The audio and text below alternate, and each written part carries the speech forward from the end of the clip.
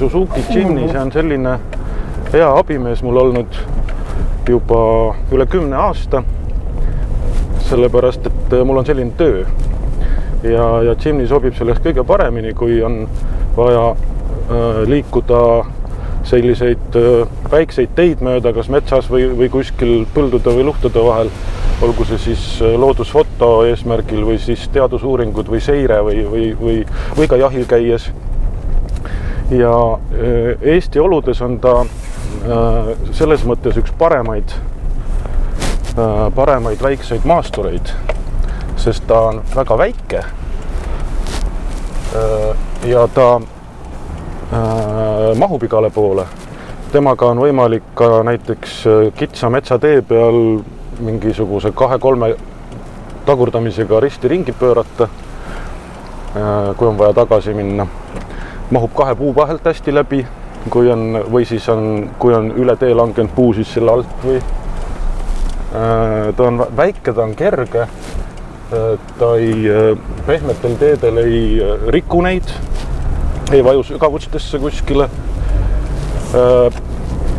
Tal on täis talasild nii taga kui ees, vaatamata sellele on tal väga hea manööverdusvõime. Üllatavalt hästi esirattad pööravad ja täidab oma ülesannet hästi. Muidugi selliste tööde puhul ta on 2 inimese auto, et ikkagi kui on varustus kaasas, siis väga palju asju sisse taha istmel enam inimesi ei mahu ja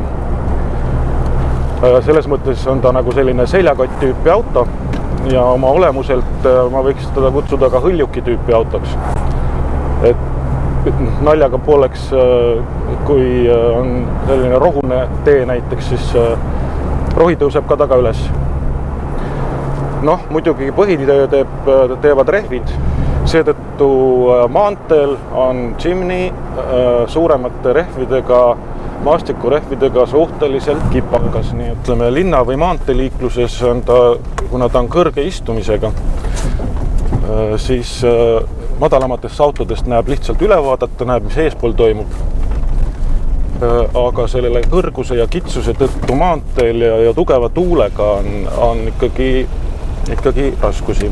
Muidugi ta on väga ökonoomne, sest mootor on väike ja kuna tal on aeglusti, siis selle mootori võimsusest täiesti jätkub ka suuremate rehvidega. Mis mured on näiteks ventilatsiooniga, nagu praegugi näha, aknad kipuvad uduseks minema.